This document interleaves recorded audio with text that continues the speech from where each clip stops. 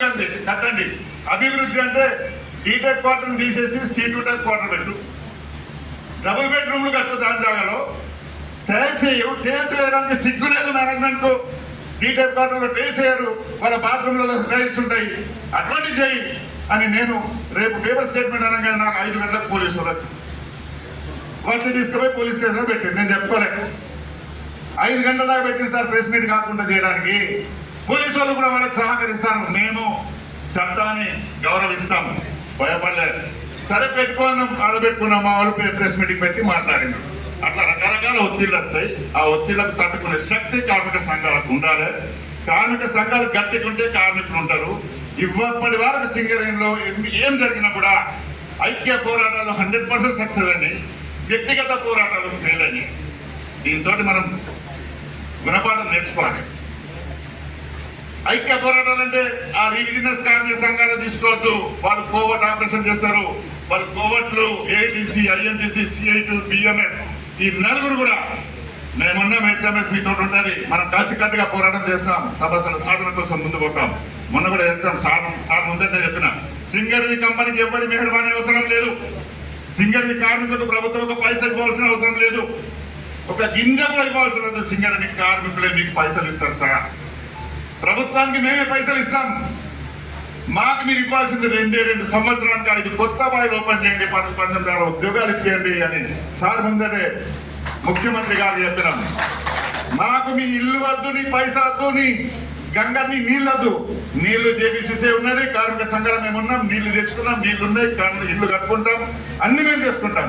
సంవత్సరానికి 5 బాయిలు, 5 సంవత్సరాల period, 5 25 బాయిలు, 25 into 3,000 permanent కార్మికులు, 3,000 టెంపరీ కార్మికులు, 75,000 మందికి ఉద్యోగాలు సింగరేణి వస్తాయి. వస్తే ఇవాళ ఎక్కడ చూస్తారు కాంగ్రెస్ 70 లక్షల మిలియన్ టన్ బొగ్గు తీసినట్టు ఎంతమంది తీసిండ్రు? 38,000 మంది తీసిండు. అంటే ఒక కార్మికుడు 1,00,000 టన్, 2 లక్షల టన్ను బొగ్గు తీసిండు. 2 లక్షలు అవుతుందా? ఎంత? 18 2,000 సంవత్సరం మీద 2,000 టన్నులు. 2,000 టన్నులకు ఎంత వస్తుంది డబ్బులు? 76 లక్షలు. 76 లక్షల రూపాయలు మే కంపెనీ కార్మికుడు ప్రభుత్వం సింగరేణికి సంపాదించి పెడితే నువ్వు ఇచ్చే జీవితం 10 లక్షలు ఇస్తాను సంవత్సరానికి. 12 లక్షలు ఇచ్చి అన్న 40% కోతలు ఇస్తున్నావు ఇన్కమ్ ట్యాక్స్ పేరు మీద. ఇక నీకు లాభం కార్మికుడు ఇస్తానా, గవర్నమెంట్ నాకు పైసలు ఇస్తానా? ఈ లెవెల్ కూడా ఆలోచించవలసిన బాధ్యత ఉంది మన పైన. మనం బ్రీఫ్ చేయాల్సిన అవసరం ఇంకా మనం కూర్చొని మాట్లాడదాం, కరపత్రం తిందాం. ఒక కార్మికుడు ఎన్ని సంపాదిస్తాడు? 70 లక్షలు సంపాదిస్తే వానికి ఇచ్చేది 10 లక్షలు. 10 లక్షల్లో మళ్ళీ ఇన్కమ్ ట్యాక్స్ కన్నా 20 లక్షలు, 10 లక్షల్లో 40,000 రూపాయలు. అంటే 12 నెలలు పనిచేస్తున్న ఒక్కొక్కరి కార్మికుడు 12 నెలలు పనిచేస్తే జీతం 8 నెలల జీతం వస్తుంది, 4 నెలల జీతం ఫ్రీ పోతుంది. ఇంత మంచి కంపెనీ, రెవెన్యూ ఇచ్చే కంపెనీ, మంచి ఉద్యోగాలు ఇచ్చే కంపెనీ కాపాడుకోవాల్సిన బాధ్యత. దానికోసమే మనం అందరం కలిసికట్టుగా పనిచేద్దాం. ఆ రివిజనిస్ట్ కార్మిక సంఘాలను తరిమి కొడదాం. విప్లవ కార్మిక సంఘాలు ఒకటేద్దాం.